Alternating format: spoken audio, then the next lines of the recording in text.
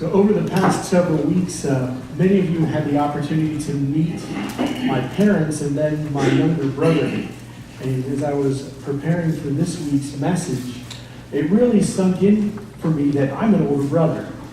And being an older brother or an older sibling or the oldest child tends to come with a few difficulties, let's say.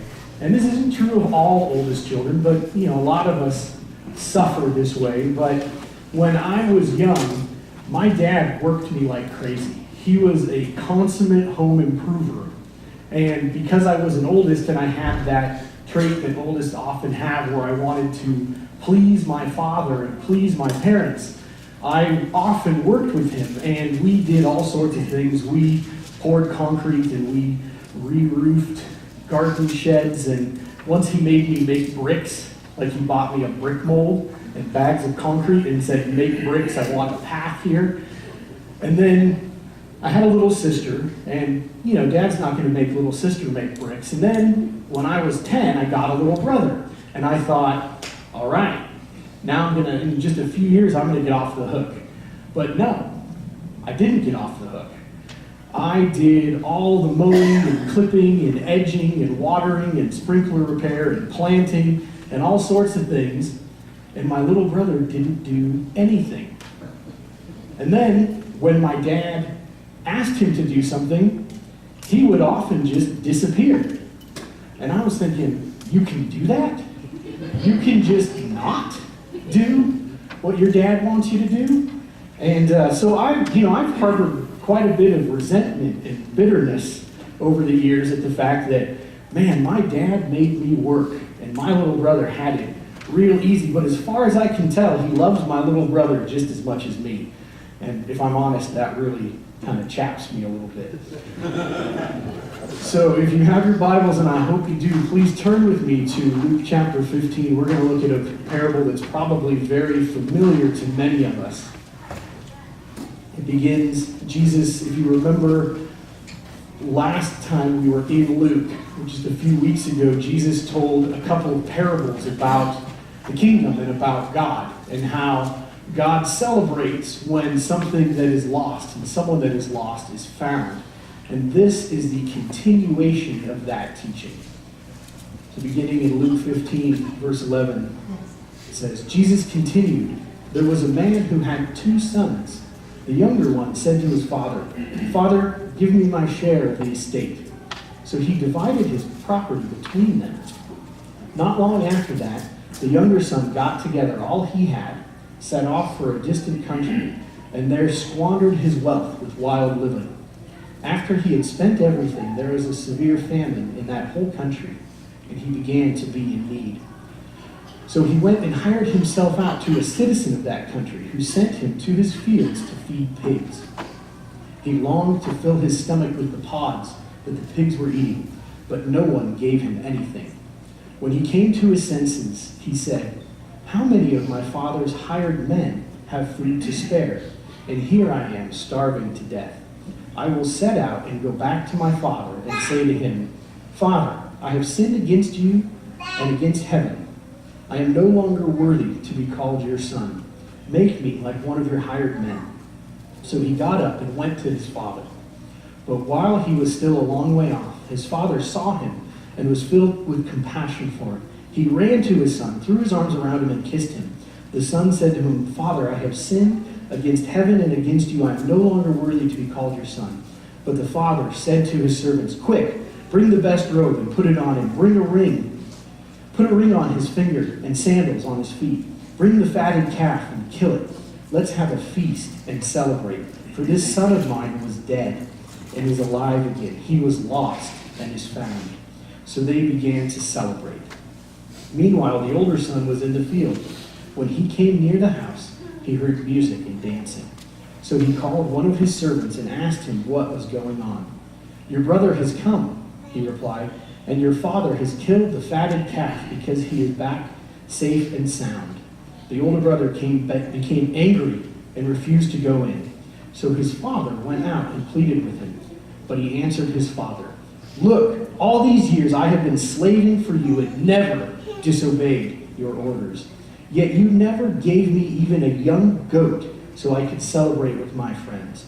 But when this son of yours, who has squandered your property with prostitutes, comes home, you kill the fatted calf for him. My son, the father said, you are always with me.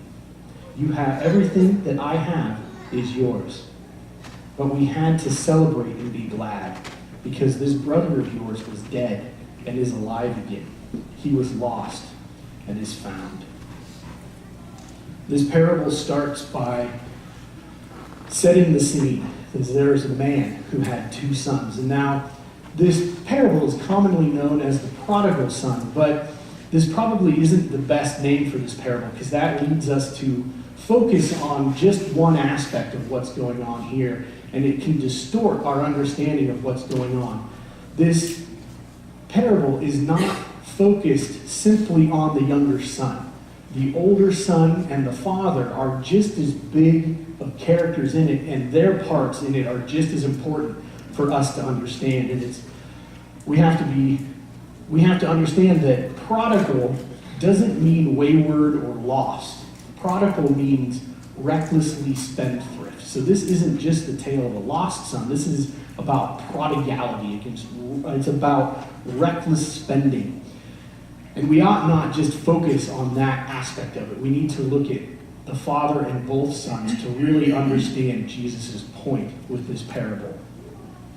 The parable continues, and the younger son makes an outrageous demand on his father. He says, Father, give me my share of the estate. Now, this is the same thing as the younger son wishing that his father were dead. He's going to his father and he's saying that I have no relationship with you. I don't care about you. The only thing I want from you is your stuff. So why don't we just simplify this whole thing and you give it to me now, and I'll get out of your hair, and we'll all probably be happier.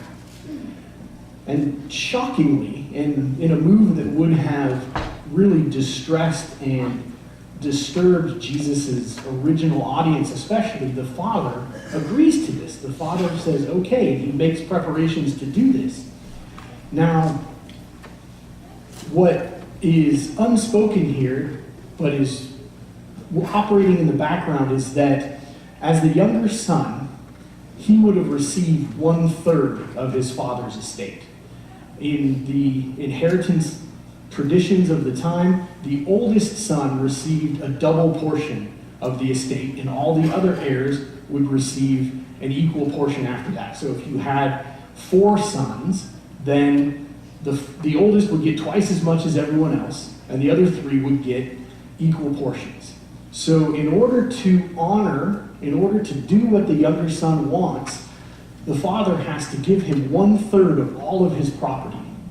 Now, there is no way that this father would have had 1/3 of the value of everything he owned in money.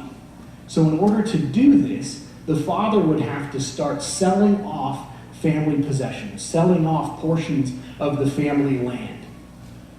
What makes this even worse is that this would have been humiliating for the family.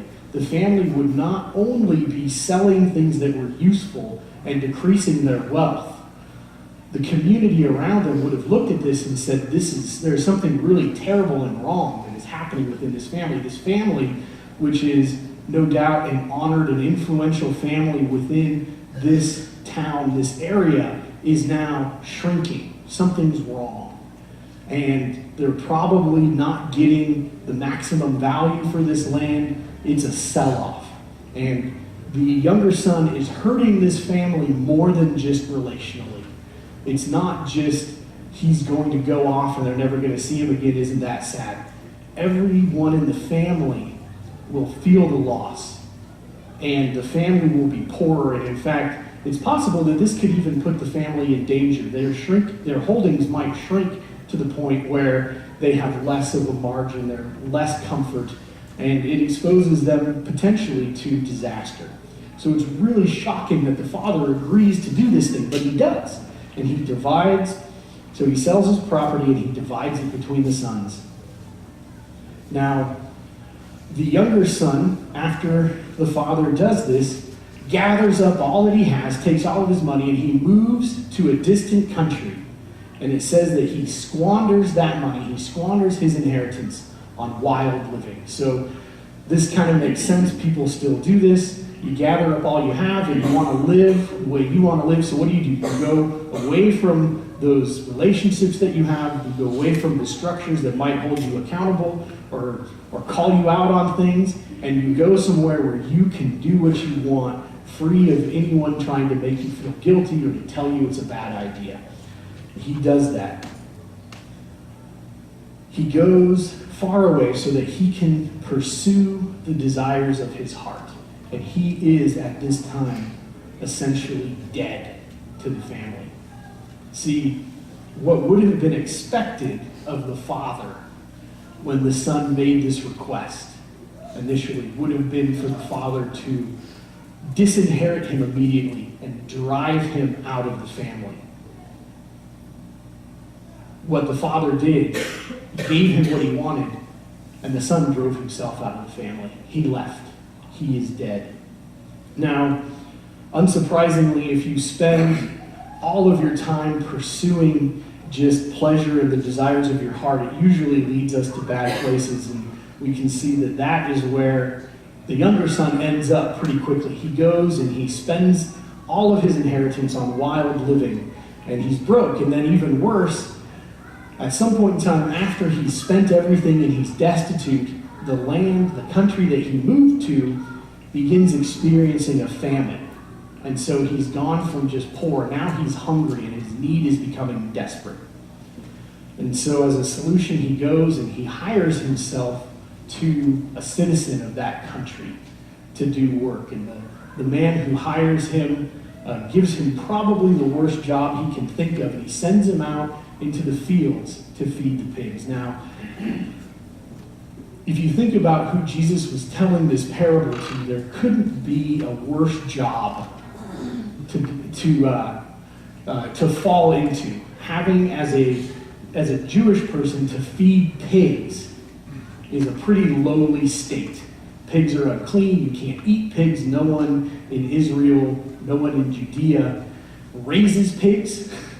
And now here you are in a foreign country eating pigs, and your wages are so low that you can't even get yourself enough food to not starve. The son is in such a lowly state that the pig food, the nasty pig food, looks better to him than what he can buy with his wages. He has made his situation truly desperate. And in this desperate situation, he sort of hatches a plan. You can kind of see it working in his mind. And in verse 17, it says when he came to his senses, the light goes on, and he says, "Wow, the men my father hires, they have food in abundance. They're not suffering the way I'm suffering. Maybe if I go back and I throw myself on my father's mercy, he'll treat me like a hired man. Maybe he won't take me back into the family. I've burnt that bridge, but maybe there is enough kindness and goodness in the old man that he will do a little something that he won't just let me starve to death." So he rehearses this speech, and he says, "I'm going to go to him and I'm going to say, I have sinned against heaven and against you. I'm no longer worthy to be called your son. Make me like one of your hired men." And as you can picture him, I can picture him walking back, dirty and ragged and destitute, kind of rehearsing this speech in his mind. Right? You want to get it right. You want to hit just that right note to convince the father that you're actually really sorry and he should take pity on you. When he arrives home, something pretty amazing happens. Verse 20, we're told, "So he got up and went." And then it says, "But while he was still a long way off, his father saw him and was filled with compassion for him." Okay, that makes sense. But then the truly astonishing thing happens next. It says, "He ran to his son, threw his arms around him, and kissed him." Now, in our world, this isn't nearly as surprising as it would have been when Jesus originally told this parable, because the father wasn't sitting on his front porch in comfortable jeans and running shoes. The father is adorned in his patriarchal robes. He is the head of this family. He has a certain dignity. And he's wearing long flowing robes that go to the ground. And in order to run to his son, he has to gird up his loins. He has to reach down and gather up all this cloth and pull it up, usually from the back. Pretty undignified thing, right? You've gone from beautiful flowing robes to now your bare, pasty, white legs are showing. And you've pulled this robe up through the middle and you're kind of clutching it right here. And you're going to pick it up and you're going to run. That is something that ancient Near Eastern fathers did not do. And then on top of that, running is something that servants and children do, not dignified adult men. People wait for the patriarch. Nothing important happens until the patriarch gets there anyways. So why should he hurry? Whatever needs to happen is going to happen when he gets there. This is a shocking thing. You see, the father sees his son, and instead of doing what would have been the proper, respectable thing to do, according to the standards of the time, and waiting for the son to come all the way to him, and then perhaps rightfully rejecting him, the father sets his dignity and his privileges and his rights and what is expected of him aside and runs to embrace his lost son. And there's even more, because he gets there, he throws his arms around him and kisses him. This is not how anyone would greet an enemy or a stranger or even a hired man. This is how you greet a son. This is how you greet an intimate family member. And he calls out and he says, bring the best robe and bring a ring for his finger and put sandals on his feet. Now the best robe would have been the father's best robe. And really only the father would wear it. And the reason why this is important is this shows without a doubt that not only is the son back and is the father going to take care of him, he has been brought back into the family. He has been restored. He is a son again. He is not just someone who needs to be pitied and maybe have scraps thrown at him so he doesn't die. This is not someone who is dead to the family anymore. He is back and he is fully a son again. It's like the wrong that he did to his father and to his family is completely forgotten. It's forgiven. He's not on some sort of probationary status or anything like that. He is fully a member of the family again.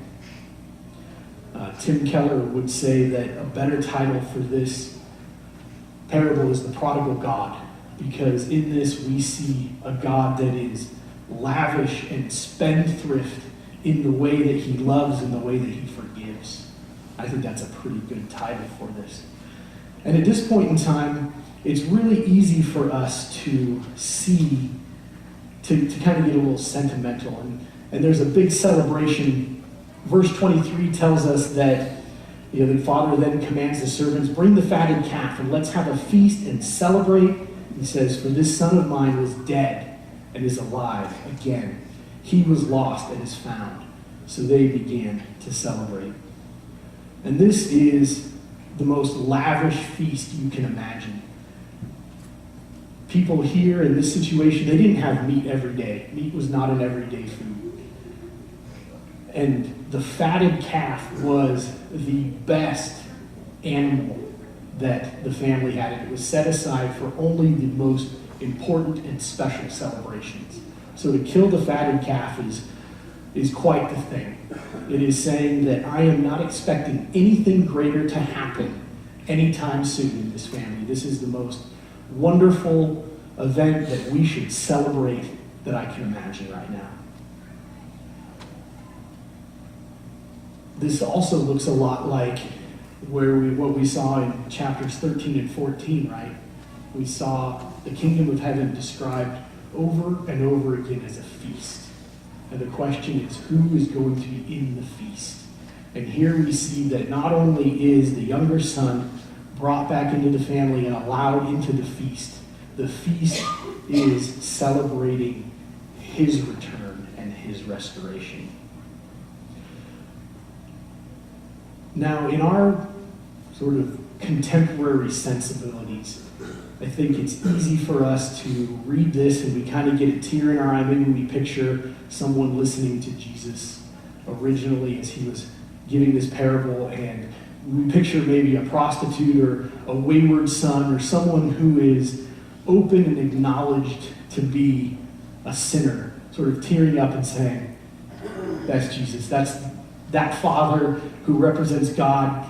Man, that's the best thing I've ever heard. But if we stop there, we miss the greater point that Jesus is making, and we lose sight of what most of his audience was thinking probably at this moment, because most of them are probably not tearing up and saying, wow, I wish my dad was like that. They are outraged.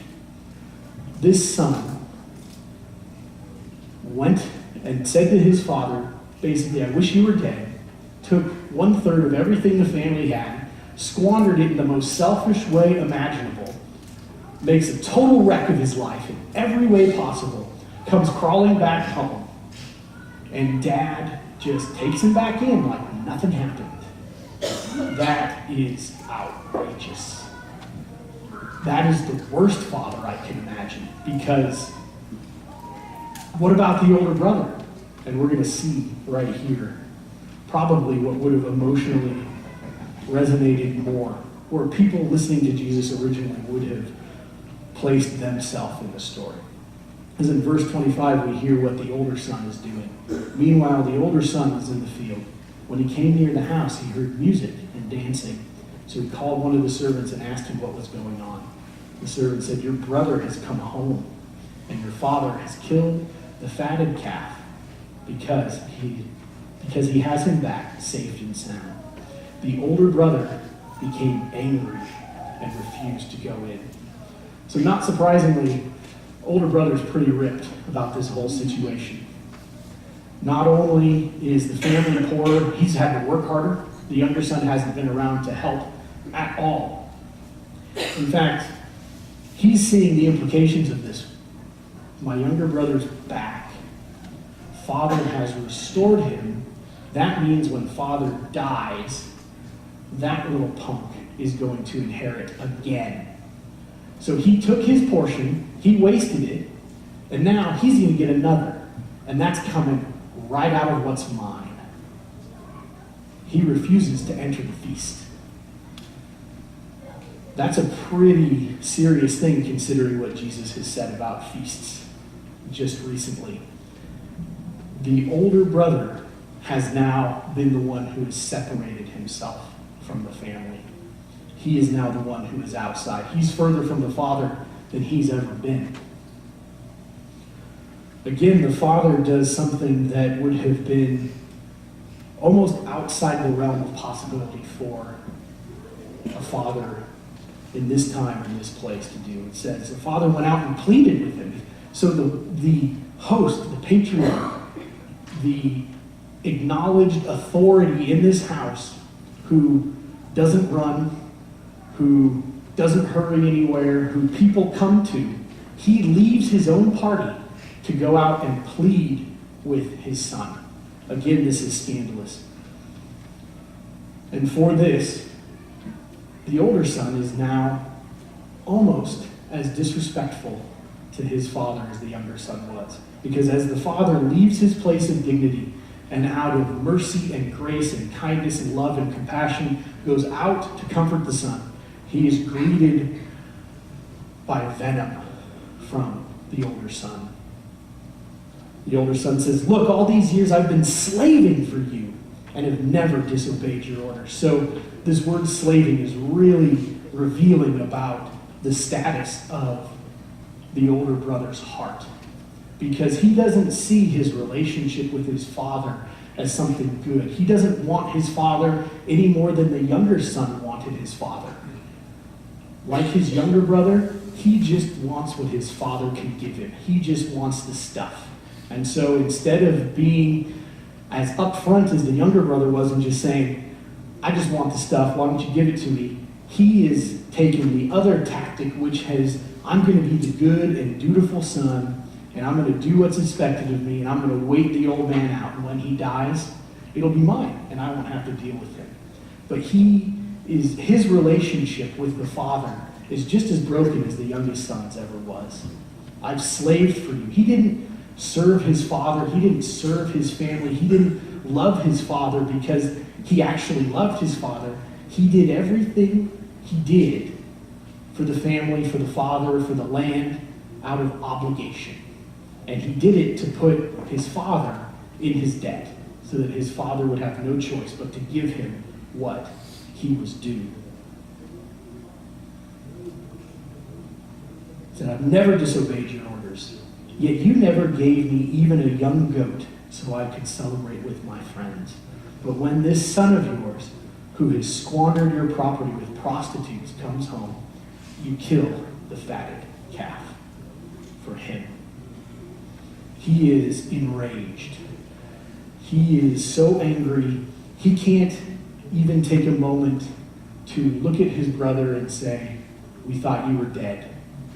I'm glad you're back. All he has is inward anger and self-pity. This has affected me. This is a monkey wrench in my life. And this is terrible. How could you betray me like that? The parable ends with the father pleading with the older son. My son, you are always with me, and everything I have is yours. But we had to celebrate and be glad, because this brother of yours was dead and is alive again. He was lost and is found. The end of this parable is unsettling, because we saw the restoration of the younger brother, but we're left to wonder, what does the older brother do? Does he ever go in? Does he ever rejoin the family? Or does he stay outside in his anger? Is he ultimately shut out of the feast? The older brother is in a much more dangerous position. The younger brother, because his rebellion was so open and led to such immediately disastrous consequences, when he felt those consequences, he ran home and father embraced him. But this older brother is stuck in his self-righteousness. He can't imagine that he has done anything wrong, because he's done everything that his father has expected of him. He's done all the work. He's worked like a slave, according to his own words. But he can't see how he doesn't really love his father, and how his relationship is just as broken. As we've gone through the parables, I've tried to reinforce over and over again that these parables are not morality tales. Often they tell us, and I'm glad they're not morality tales, and if you come back next Sunday, you'll see why. Because Jesus uses a very unsavory character to make a point about the kingdom. But what the parables do is they teach us something about the kingdom. They teach us something about salvation. So this isn't a tale about make right with your father. This isn't about loving your family. The Father is God. And in the kingdom, there are going to be those who come to God and say, I have sinned against you. Please forgive me. I'm not worthy for you to forgive me. I'm not worthy to enter into your house and join your feast. And to those who see that, God will bring them in. And then there are those who will try to stand on their own goodness, on their own righteousness, and say, I've done everything for you. I deserve, you owe me a seat at that feast. Now, all of us want the good things that God gives, whether we acknowledge that or not. But in and of ourselves, we don't want God. We are all either a younger brother or an older brother, or some mix of the two. I'm an older brother. I'm an older brother in my family, and I'm an older brother vis-a-vis God. When I was a young man, when I was in high school, I was a good kid until I got to the point where I looked around and said, You know what? God owes me a lot of stuff that he hadn't given me. So I turned into kind of a younger brother. I said, if God's not going to give me what I want, then I'm going to go pursue it. And God had to break me to bring me back to him through that. But I still find myself from time to time slipping into that older brother mode, right? Like bargaining with God, saying, well, if I'm really good, if I'm really self-sacrificing, if I do these things that I don't want to do that you really want me to do, then I think you should give me this. See, younger brothers, younger siblings, they can look around and go, I don't want anything to do with God. I'm going to pursue these desires of my heart, and I'm going to find fulfillment, I'm going to find happiness, I'm going to find joy doing my own thing, whatever that is. And older brothers go, I'm going to be really good. I'm going to do all those things that God thinks are good, and I'm going to put God in my debt. And then God will have no just reason to deny anything to me. I think there's a really interesting question that Pastor Keller posed with this. And he says, who's missing from this parable? And he answers this question in a pretty excellent book. If you're interested in this parable, I recommend it, The Prodigal God by Tim Keller. It's a short, easy read, but there's a lot in there. And he answers that question by saying, the missing person is the older brother that we would want. Because the older brother that we would want, a truly good older brother, a true son of the Father, after his younger brother had taken his inheritance and left to go squander it, a true older brother would have gone to his father and said, I'm going to go find my brother. And when I find him, and the money's gone, which I'm pretty sure it will be, I'm going to grab him and I'm going to bring him home. And we're going to restore him. I'm going to go to that far off land. I'm going to face the sufferings and the trials of travel. I'm going to risk being rejected by him and fighting with him, but I'm going to bring him back and I'm going to restore him to the family. And this is where it turns into a Christmas sermon. Because the good older brother was the one telling this parable.